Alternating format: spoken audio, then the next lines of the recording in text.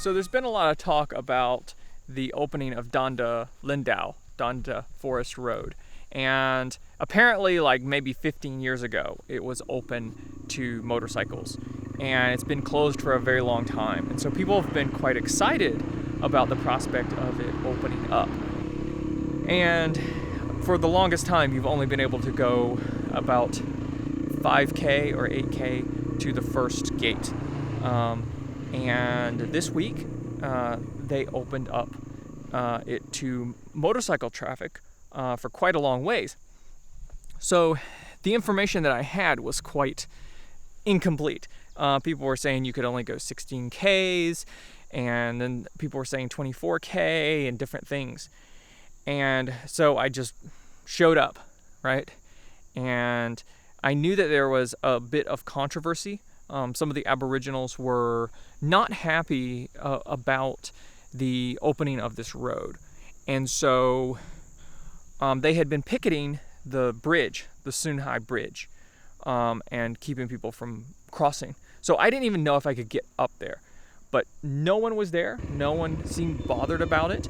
I cruised right up there, and there was a bunch of bikes already there waiting to get in. At 8 o'clock, the gate opened, and we went in. And it was gorgeous. The road goes right along the cliffside, all the way up. It just climbs and climbs and climbs. And for the first 15K, it's easy, 2-track, forest road. Donda Lindau just opened up, and this is it. So the gate opened at 8 a.m. They didn't require any permit. I just signed something, wrote down my plate number, and they let us in. So there's quite a group of dual sport, CRFs and other stuff. And I just videoed them going by, and I'm gonna try and enjoy it, see how it is. It's gorgeous up here. I mean, look at those mountains. It's crazy. It's really crazy. And then you start coming to these rock slides, and I had an idea that these were going to be an issue because I had seen some videos that people had posted online, and most of them are very easy. The thing is about this is that to do this, you really have to have a skill set, and you have to have the proper bike and setup. It's not hard, but if you don't have the skill set, then you can't just fake it. This is not a team sport. A lot of guys go up there and they are with their group, and they try and help each other across, which is good, but there's only so much that you can do for somebody else. I got you.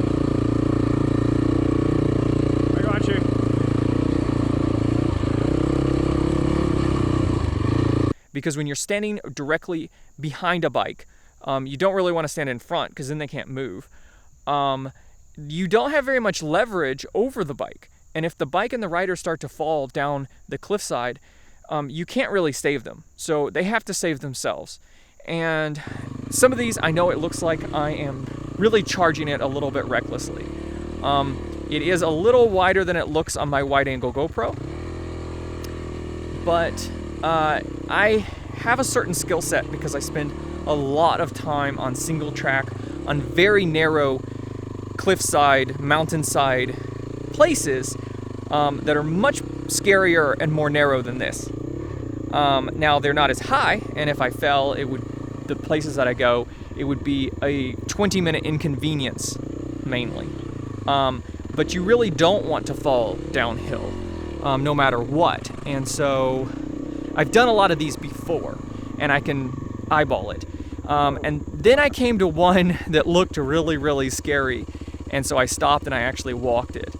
And it wasn't as scary as it looked, but there was a big cliff. There was a vertical drop right to the side, and it would be very, very painful if you fell off of it, and very difficult to get a bike back up it.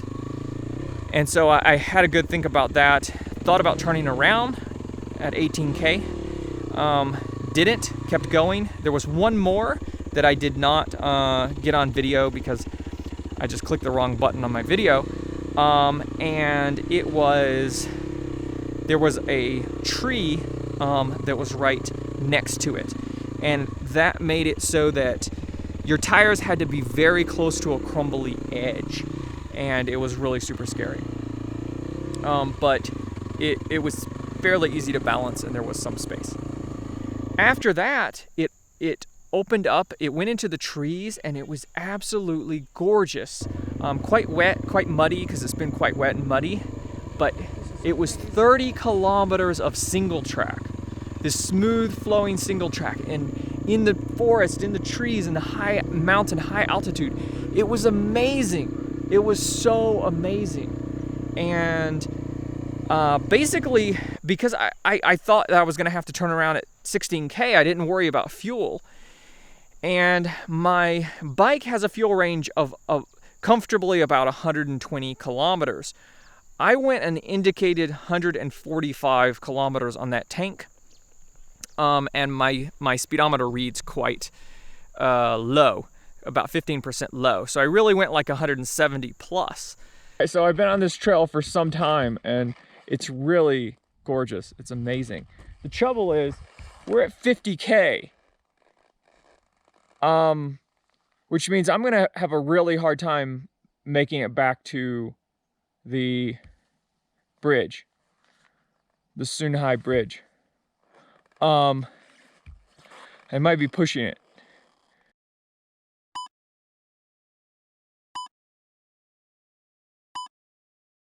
And I was hoping to make it to the lake, and people were saying the lake was 24K, but I'm 50K in.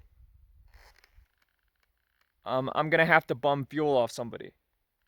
There are a lot of bikes out here, and I'm sure they'll be helpful, but I had no idea you could go this far. This is really crazy. So my GoPro's out of battery, but I don't have much battery left, so I'll have to be relying on the cell phone. So, and I put 8.1 liters in an 8-liter tank. I was running on fumes getting back to the gas station because that place is so remote. I did 50 Ks back there from the Scenic Bridge, and that place is already quite far. It's a fair few Ks from the next village, and then the village doesn't have a gas station. So it is really super remote. So number one, have a certain skill set before you come up here. Don't show up just thinking, hey, people are gonna help me out, I'll make it through. Because if you don't have that skill set, if you don't feel comfortable on side hills, on narrow single track, just don't do it. You're gonna risk other people's lives, and you're gonna risk your own life. The second thing is, make sure you have the range. Make sure you have 200 kilometers of range, just to be safe. If you want to explore some side places, I saw some side places, but I couldn't explore them because I was just trying to get back. And so I would say, if you have those two things, go check it out because it is gorgeous. And they are clearing it. It should get easier and easier. They're supposed to make it easier, but all things in Taiwan are in flux. And I went January 26th, 2022. After that, it might be easier. If they get a rain, it might be harder. It changes. And so you must assess the situation and deal accordingly because it could be in flux. Those things are moving. The whole hillside is moving. You're on big rock slides. It could fall away. It could fold away. They could clear it better. It could go either way. So you must be able to assess for yourself, not for anybody else, for yourself, and be able to know whether you can do it or not. And enjoy the footage.